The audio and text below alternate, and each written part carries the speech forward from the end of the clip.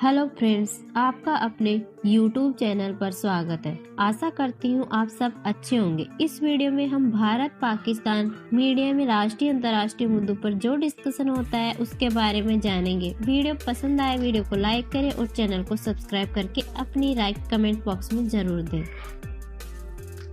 आज ही इंडिया के तरफ से ये ऐलान किया गया है कि वो चीन और पाकिस्तान की सरहदों पे टैक्टिकल मिसाइल लगा रहे हैं। हाँ, वो नस्ब होंगे, नस्ब किए जा रहे हैं। ये एक अगला लेवल है, नेक्स्ट लेवल है। जमीन पे तो आपने कब्जा कर रखा है ना पीओके के, वो लेना है और वो लेके रहेंगे। मतलब वक्त और आप इंतजार कीजिए, हम आएंगे जरूर। अक़वाम मुत्तहिदा में अमन मुज़ाकरात के लिए सरबराही इजलास बुलाया जाए।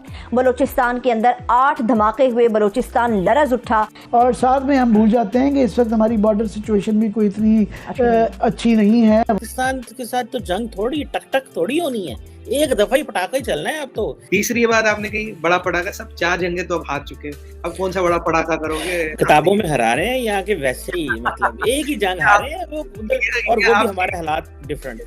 ये आपके खुद के जनरल कह चुके हैं, एयर मार्शल कह चुके हैं, हमने 4 शुरू की थी और 4 हार गए। ये आपके लोग कहते हैं, हमारे लोग तो खैर कहेंगे, ये आपके लोग कहते हैं। अब 5वीं के लिए आपको आना, आइए, तैयार है। बट अभी ये जो एमिनेशन वगैरह की परिस्थिति 3 दिन का तो वहीं लगा चुके थे, यहाँ किससे लड़ेंगे? ये एक्सेलरेशन का कि ये भी एक वहाँ से हमारी ईस्ट एंड वेस्ट दोनों बॉर्डर्स की तरफ से इस तरह के ख़तरात हैं।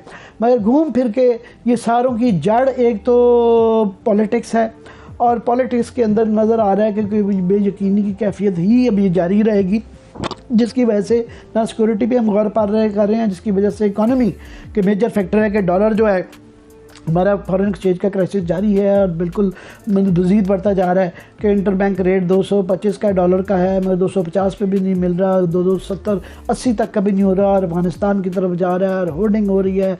एक बिल्कुल कैफियत बड़ी बुरी सूरत हाल है और उसका कोई भी सलूशन नहीं नज़र आ रहा। गवर्नमेंट कोई सलूशन नहीं दे पा रही, उनसे हैंडलिंग नहीं हो रही।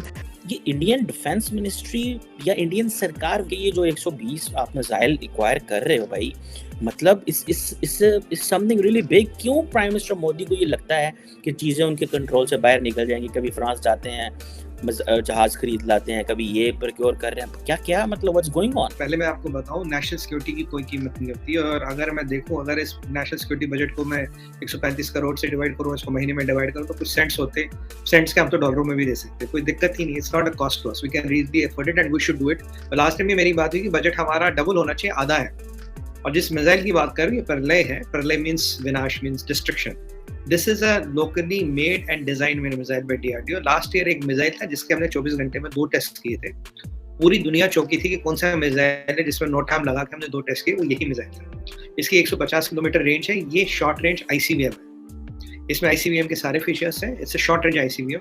It is designed to take out radar installations, ammunition dumps और भी हाई स्ट्रैटेजिक जो भी टारगेट्स हैं उनको लेना है। और इसमें एक अच्छी चीज़ है, जब ये नीचे आता है ना, जब ये ट्रांसमिशन फेज में होता है, तब इसको इंटरसेप्ट करने वाला कोई सिस्टम आज के डेट में चाइना के पास तो नहीं है।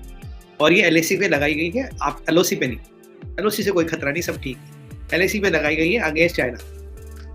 ये हमारी डिमांड थी। और आपको काउंटर दिस एक DF-16 मिसाइल है शायद, my memory serves me right, of China, उसको काउंटर करने के लिए लगाई गई। DF-16 से काफ़ी एडवांस है। कभी इस पर बात करेंगे तो टेक्निकल स्पेक्स में जाएंगे, पर जितने भी स्पेक्स हैं चाइना के पास, इसको रोकने का कोई तरीका नहीं। अभी अग्नि 5 की हमने बात की थी सब कुछ दिन पहले, अब ये दूसरी है। अब इसको इमीडिएटली प्रोक्योर भी किया जा रहा है। Procure means within the government, from one organisation to another, and इसकी डिप्लॉयमेंट भी होगी। Cabinet committee of security has approved its deployment, और as we talk this is deployed under on the LAC to counter Chinese threat. तो पहले अग्नि 5 की बात कर रहे थे, अब प्रलय की बात कर रहे हैं। और मैं आपको ये बहुत with a lot of conviction at my command I am telling you, China has nothing to stop it. China की जो रातों की नींद उड़ी पड़ी है वो इन 2 मिसाइलों को लेकर पड़ी है, अग्नि 5 और प्रलय। और चाइना तो कहता है अग्नि 5 की रेंज 8000 किलोमीटर से ज्यादा है। उस दिन हम 8000 की बातें कर रहे थे, अब चाइना खुद कह रहा है 8000 से ज्यादा है। तो मैंने बोला था 8-10 हज़ार कुछ भी हो सकती है, मुझे नहीं पता।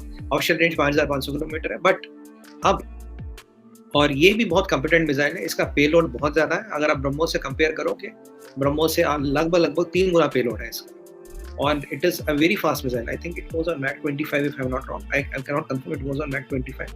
मैक 25 पे ट्रांसमिशन स्टेज पे इसको रोकना ऑलमोस्ट इम्पॉसिबल होता है। अभी पूरे स्पेक बाहर नहीं है, जितने बाहर है मैंने आपको बता दिए।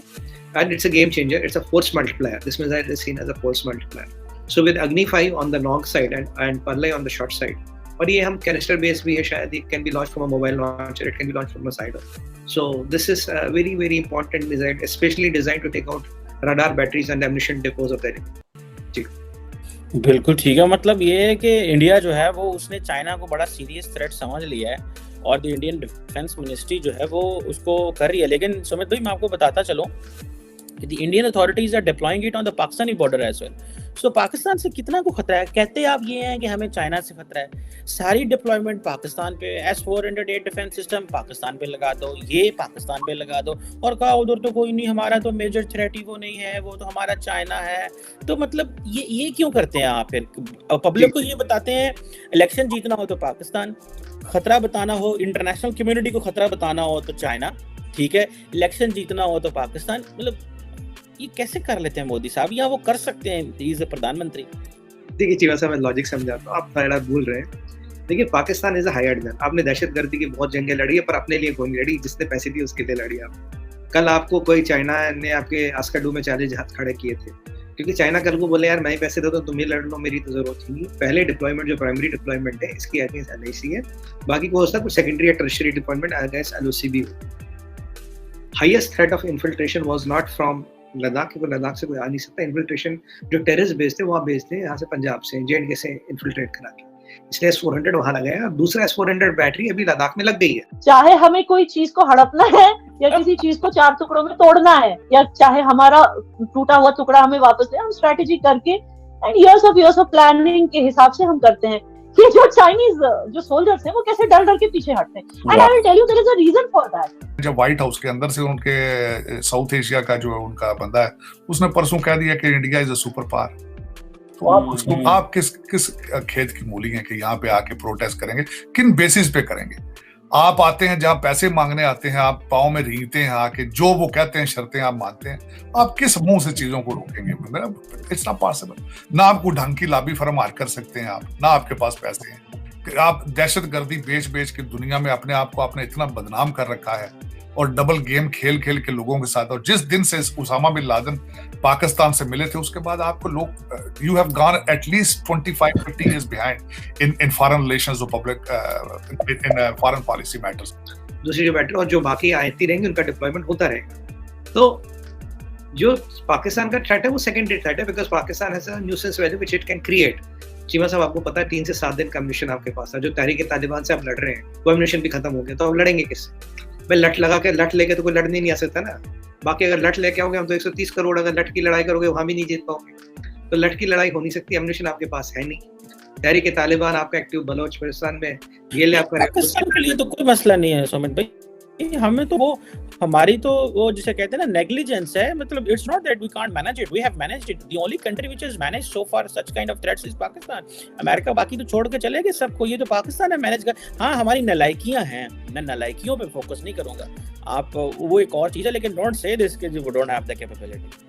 नहीं, मतलब मैं आपको कह रहा हूँ जो आपकी भी प्रॉब्लम है वो जो दुनिया में जाहिर है, ये मेरा कोई एनालिसिस नहीं, तो ओपन मीडिया में एनालिसिस है। ये तो मैं आपको पहले भी कहा, मैं कहा तहरीक तालिबान से लड़ोगे तो 3 दिन का एम्यूनिशन भी नहीं बचेगा, फिर लड़ोगे कहाँ? इसलिए पाकिस्तान के साथ थ्रेट नहीं है, पाकिस्तान लड़ने नहीं आएगा, मैं आपको गारंटी दे रहा हूँ। हाँ चाइना से आदेश हुआ, ऑर्डर हुआ तो तब आ सकता, खुद से नहीं आएगा। ये इसकी तो मैं आपको कोरे कागज पे लिख के गारंटी दे सकता हूँ। Pakistan can not afford war, but हाँ चाइना के कहने पे कुछ भी कर सकता, मजबूर है, पैसे चाहिए। अब यहाँ पे ये जो प्रलय मिसाइल है इसका deployment is against China and primarily against China, और इसका इंडक्शन भी चाइना के थ्रेट को देखते हुए था, पाकिस्तान के थ्रेट को देखते हुए नहीं हुआ था। अगर आप कॉन्सेप्ट डॉक्यूमेंट पढ़ोगे इसका प्रलय का, it was always design for LAC, it was not design for LOC। हाँ अगर हमें कुछ LOC में भी डिप्लॉय किए, मुझे नहीं पता, अगर की है तो अच्छी बात है, कहीं भी डिप्लॉय कर सकते हैं हमारी मिसाइल। चीमा साहब कहीं भी लगा दे, दाएं लगाए, बाएं लगाए, ऊपर लगाए, नीचे लगाए। और आप जानते हैं मेक इन इंडिया, आत्मनिर्भर भारत में बनाते हैं तो 1/10 कीमत में बनती है। जैसे MQ-9 रीपर का हमें टेक्नोलॉजी ट्रांसफर मिल गया, अभी करीब 100 मिलियन का एक ड्रोन है, और जब हम बनाने लगेंगे तो यही ड्रोन हम करीब 5-8-10 मिलियन में बना देंगे। तो जिस कीमत में अभी 30 ड्रोन आ रहे हैं उस कीमत में हम 300 ड्रोन बना देंगे। तो ये फोर्स मल्टीप्लायर बना रहे, चीजें बना रहे, डेवलप कर रहे, सुरक्षा के लिए। चीमा साहब किसी की जमीन पे हमारी नजर नहीं है। हम तो गांधी का देश है, सुरक्षा शांति। जमीन पे आपकी नजर नहीं है तो कश्मीर तो कब्जा किया होगा समझ भाई, एक बात। और दूसरा आप कह रहे थे पाकिस्तान के साथ तो जंग थोड़ी टक थोड़ी होनी है, एक दफा ही पटाखा ही चलना है अब तो। इसीलिए तो मोदी साहब भी परेशान रहते हैं, वो छोटी मोटी टकटोलियां करते हैं। अब तो बड़ा पटाखा ही चलना है, हम तो पटाखे के लिए तैयार हैं भाई, ये छोटी छोटी चीजें नहीं होगी। अब हमने वो बारूद और साजो सामान तैयार कर लिया हुआ। चीमा से जवाब देता हूँ। पहली बात, आपने बोला कि जमीन पे नजर नहीं, जमीन पे तो आपने कब्जा कर रखा है ना पीओके की, वो लेना है और वो लेके रहेंगे। मतलब वक्त का, और आप इंतजार कीजिए, हम आएंगे जरूर। पीओके की बात है। और आज मैं बिल्कुल इंतजार कीजिए सर। और गिलगित बाल्टिस्तान में तो आज लोग आपको कह रहे थे यार पाकिस्तानी निकलो, तुम्हारा मतलब क्या कश्मीर नहीं, या पंजाबी क्यों आ रहा है, रेंजर क्यों आ रहा है, या पठान क्यों आ रहा है। वीडियो ट्विटर पे वायरल है, मैंने नहीं बनाया। ठीक है, ये दूसरी बात। बच्चे हैं फिर आप चले आपकी जहनवाजी, आपने बच्चे कहती है, कोई बात नहीं, देखिए आपकी अदा है चीमा सर।